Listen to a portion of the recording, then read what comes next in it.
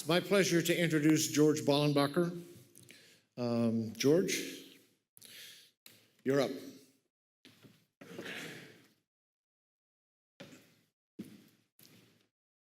I'm going to have to start off by apologizing for my voice. I'm getting over a cold. You don't have to adjust your earphones. It's me, not you. I'm going to be giving you not only a counterpoint, but I think a context to a lot of what's been talked about here today.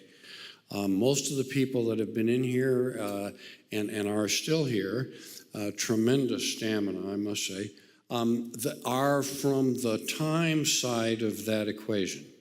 I'm from the money side of that equation. And what I want to talk to you about is what's happening on the money side of that equation. And if we go to Bob Dylan, the times are definitely changing in the markets. I'm going to make sure we understand two different definitions of the market, and I'm going to be talking about them kind of interchangeably. One is a market in financial instruments, and there we would think of the bond market and the stock market and the foreign exchange market. And the other is the market for financial services, often to support those others. And that's the market for asset management, the market for clearing, the market for market making, et cetera. There are two different definitions, but for both of them, this is what's true. The markets have been as unstable in both cases as they have been in a generation, and I have been here for a generation, so I can tell you that this is definitely true. Some of the things that are happening in the market that are unsettling for everyone. Many of the businesses, almost all the businesses, have seen falling revenues. There have been higher compliance costs pretty much across the industry in all of these markets. Regulatory costs have gone through the roof, and there's a discontinuity across most of these geographies. And when you have global markets, that's a problem.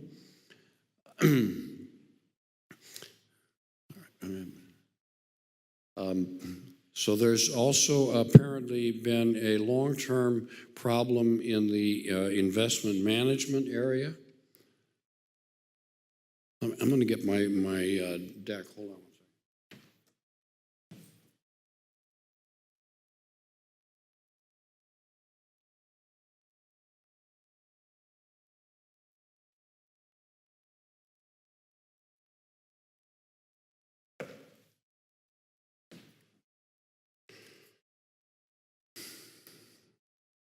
And there has been a drop in liquidity, much lower liquidity across most of the markets for securities and instruments. As we've heard for the last year, a lot of the blame for all of this has been put on regulation, but what I can tell you is that's just not the whole story. It's a part of the story, but it's not the whole story. So if we want to see what's going to be happening in the future, we have to look at a bunch of other forces that are at play, and we have to try and understand how these markets are going to be moving into the future and what we're able to do to support the work of those. And what that means is we have to really have an understanding about evolution in the financial markets. And the place to start doing that is to understand evolution as a science, and then we can apply it perhaps to the markets for all these instruments and services. Scientists have been studying evolution for quite a while, and here's what they've come to the conclusion about.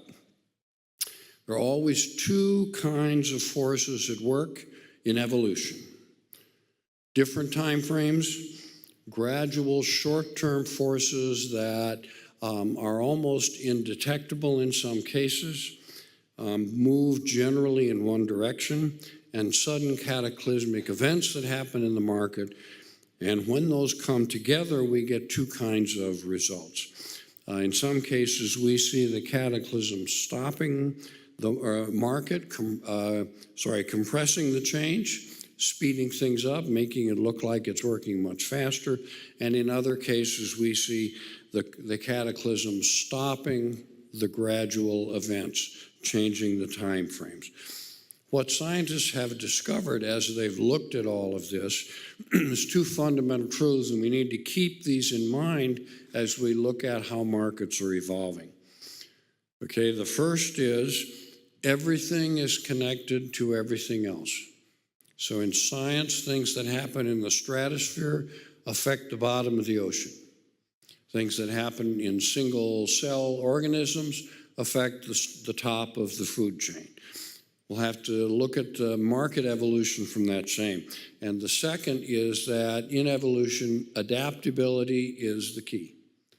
People who don't adapt don't last.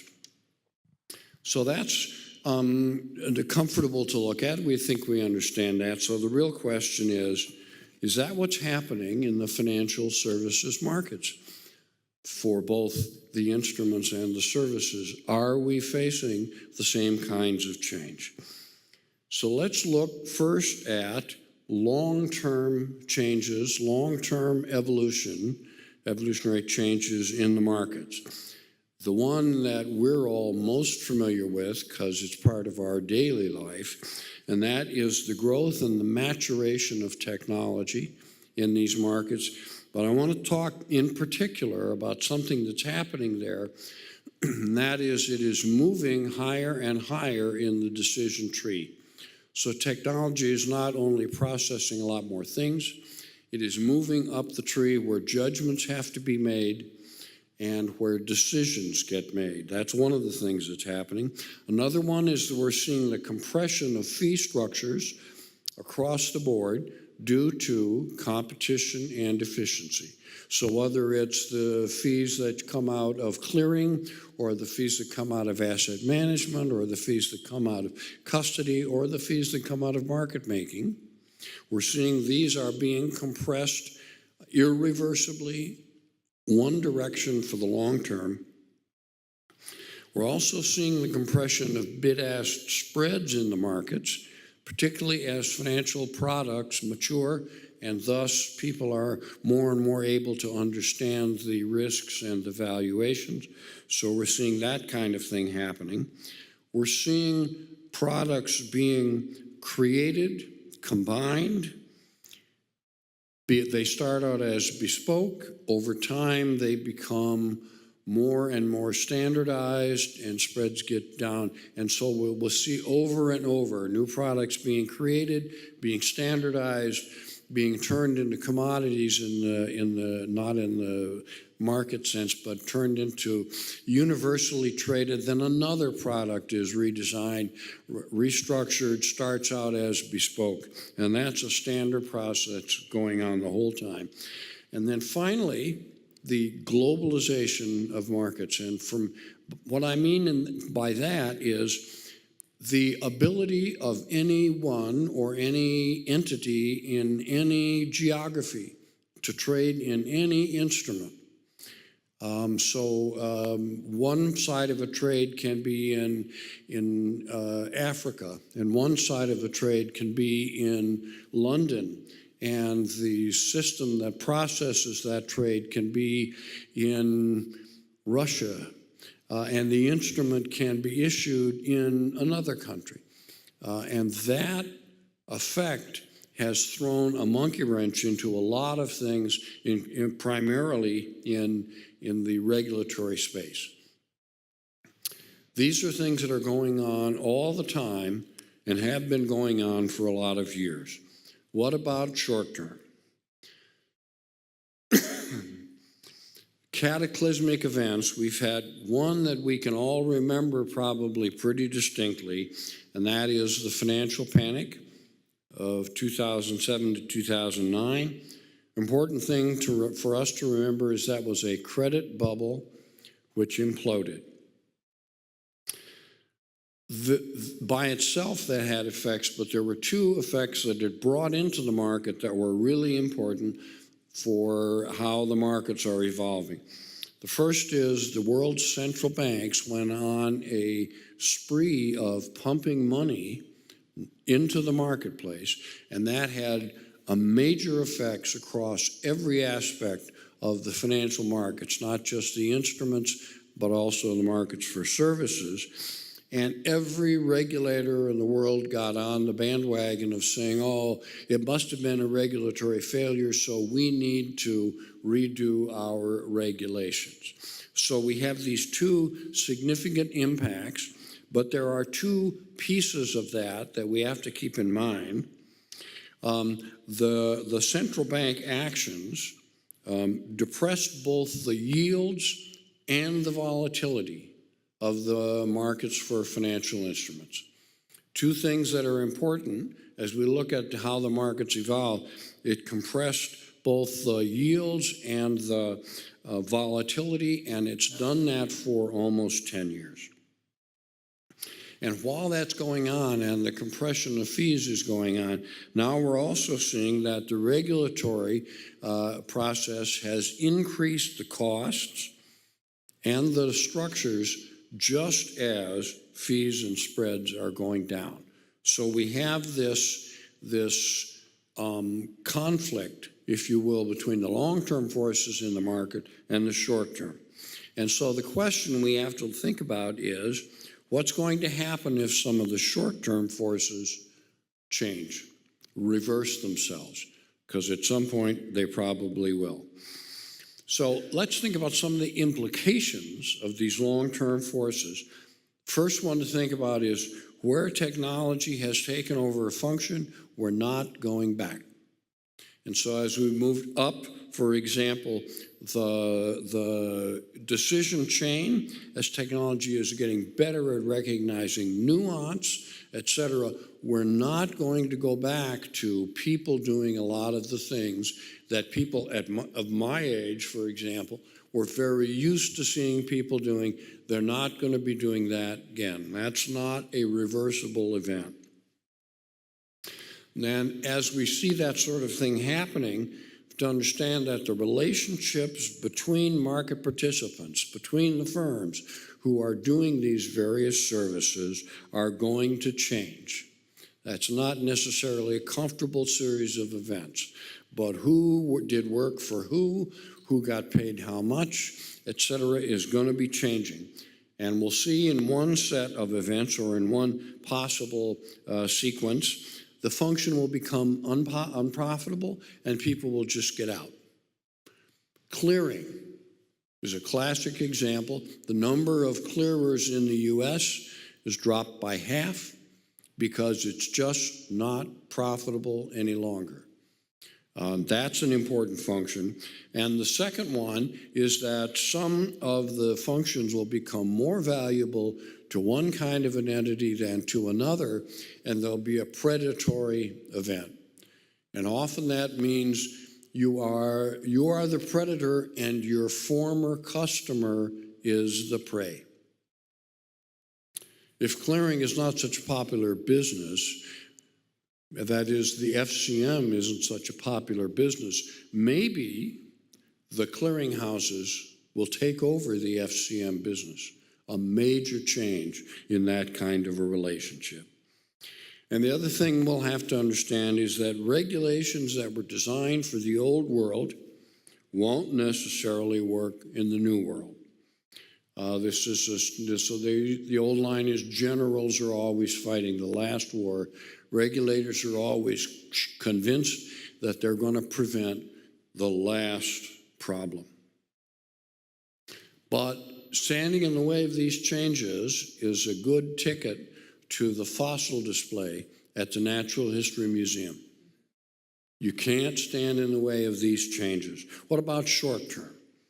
What are the implications? What can we draw from this that we can use as we're working our business? Monetary policy, the fact that we're in this point. The first thing is that the lower volatility across particularly fixed income markets has reduced their liquidity and in fact the value of investment management in those markets. Okay, so very low volatility as a result of what the central banks are doing, and the very low short-term rates have made certain processing businesses unprofitable, and we've seen a tremendous shrinkage. What about the regulatory changes? What's been happening there? Costs, regulatory costs and compliance costs in some of these markets, along with the reduction in fees and in spreads, has said some of these markets are not profitable for a lot of service providers, and they're getting out. Also, we're seeing that the very significant regional differences, how it's being regulated in the US versus Canada versus Europe versus Japan, et cetera, has given firms an incentive to balkanize their business. My US trading unit will only deal with my US customer set and so forth and so on, so that I cut down these expenses. And we're already seeing, particularly with things like the changes in research costs and structures, we're starting to see a big breakdown between what the sell side does and what the buy side does. But what about the confluence of these two, long-term and short-term forces? So let's look at some broad implications of where these come together. So let's look at the technology long-term and the short-term forces, monetary policy. So in many firms, many of the functions now, because of the improvement in technology and the very low volatility, firms have replaced people with technology across the board. And in the regulatory reform and the long-term coming together, this particularly localized regulation in a global market has put a tremendous emphasis on usage of sophisticated order management systems. If I'm trading rapidly and one of my trades, I'm not going to say a nanosecond before the other, but a millisecond before the other. One is a US security done with a European customer, and the next trade that fast is a European security done with a US customer. Whose rules apply? The only way we're going to know that is through order management systems, or I just don't deal across the borders. And that's what the firms that you folks are dealing with often are working on. Fee compression, looking with against monetary policy. The earnings on free credit balances were for years and years a benefit, an income generator in the processing businesses, and not any longer. So we're seeing drastic fall off in the people who are providing those processing and even risk management businesses because they can't earn sufficient funds. Okay, so short-term forces, so the regulatory costs are saying to firms, unless I can generate a basic amount of revenue and income from a particular business, I'm going to get out because the costs here have gotten pretty high. So in the next few minutes, and I think I'm a little behind, so we're going to take a look at a couple of businesses that interact and see how this is working. So let's take a look at one side of the business, or one of those businesses, which is asset management. And let's look at, aside from this big shift, and let me tell you that nobody in the market has a clear understanding of what the massive shift from active to passive management means.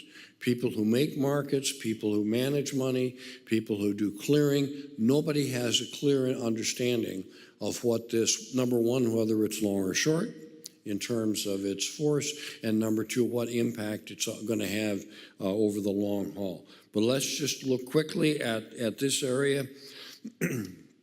So technology, We're looking at tremendous usage in trading of algorithmic systems. In the asset management world, 40% of all the asset management trades are never touched by a person, okay, from the time that the decision is made.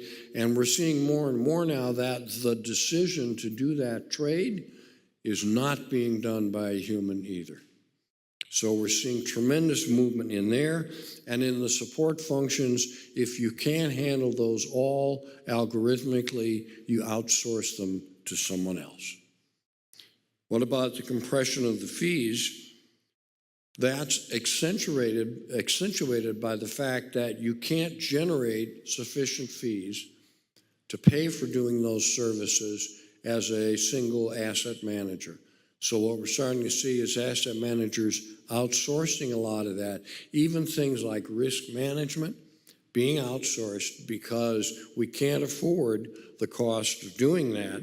And we're seeing business combinations.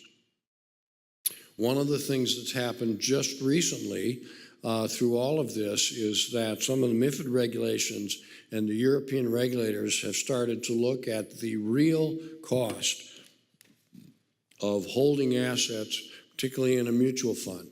And what they're discovering is that the real cost is probably twice what the fund is telling you that cost is. And what we are going to see that do once it becomes general public knowledge is accentuate the movement from active to passive management.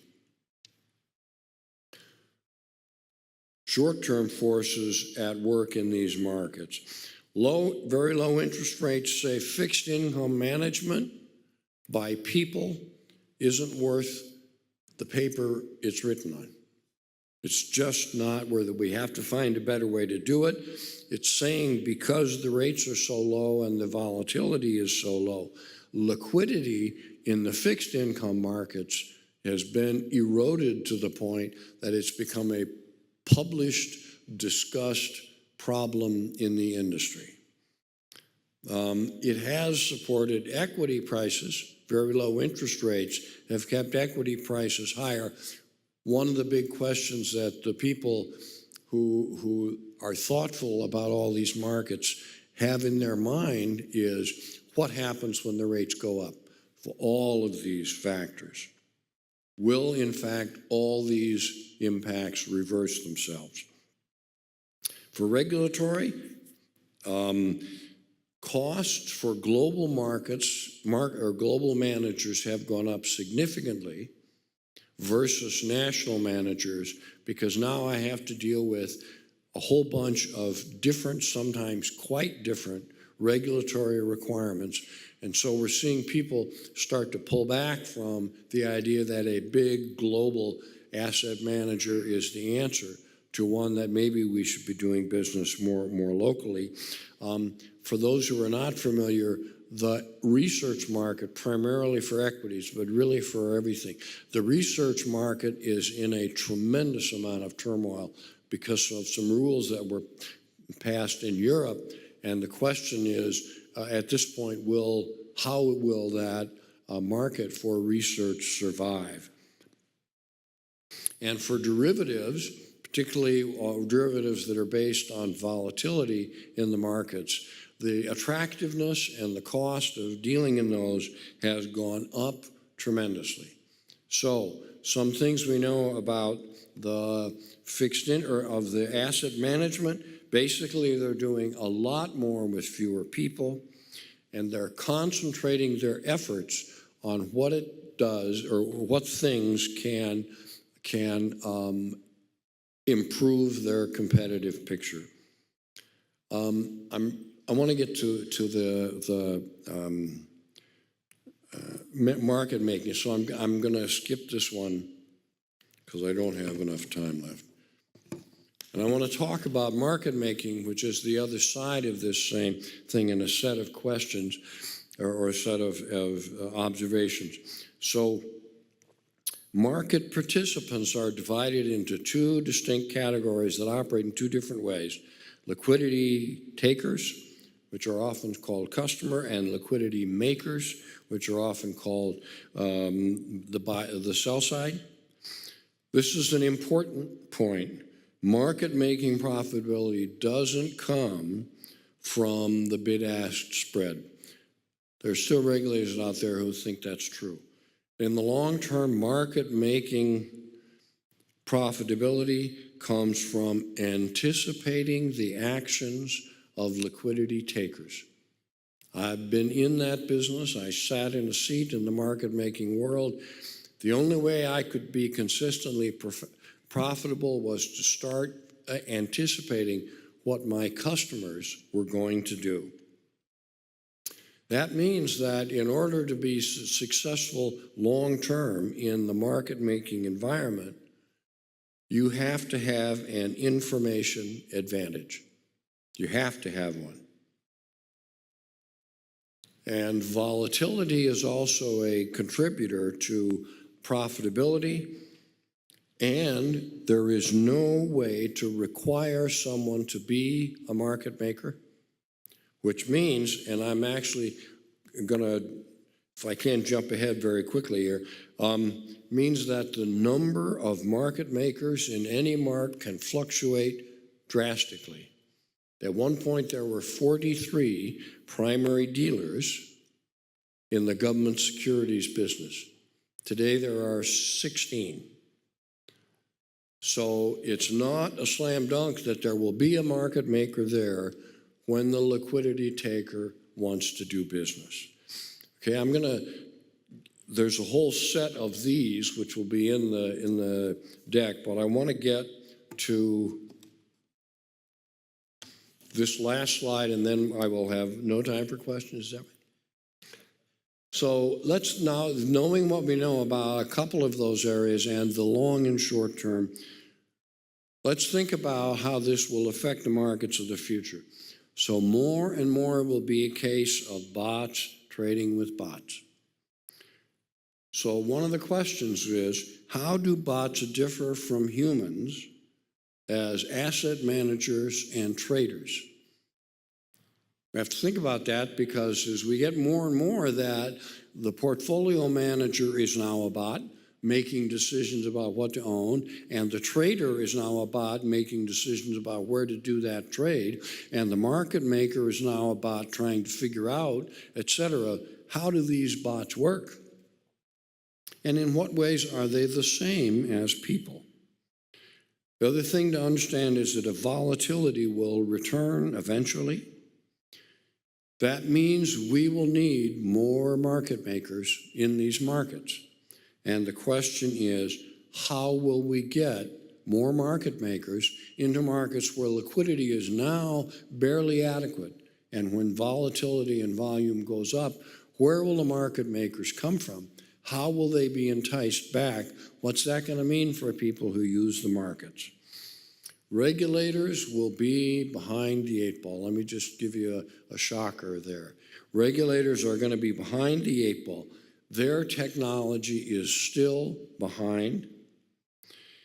And here's a critical question that you can take home with all the stuff you've learned here and say, what will market manipulation look like in the world I've just described? If I wanted to manipulate the market for Treasury securities in that new environment where virtually all the decisions, buying and selling, trading and management, all those decisions are being made by a bot, by an algorithm, how would I manipulate that market? There's some interesting thoughts on that. And finally, let's get back to the subject of this conference. Timing will become the key. It'll be part of how market makers maintain the information advantage that allows them to stay in business, and it will be essential in detecting and preventing market abuse. So, guess what? It's all about timing in these markets. So, I don't know if I've got time for one question. as long as it doesn't require a long answer. How's that? There's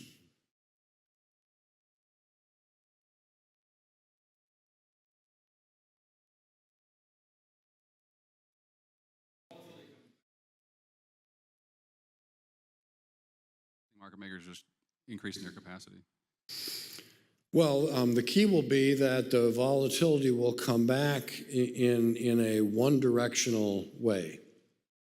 So if you gave each market maker the additional capital to deal with that increased set of demands, it could happen. But right now, they're not allocating the capital to deal with that. So whether it is in the form of a different firm, more firms, more people, or more algorithms, or more capital, the question is, how do we bring the capital and the risk-bearing capacity back into the market? It's going to have to come from an increase in spreads. All right, that was it, right? Thank you.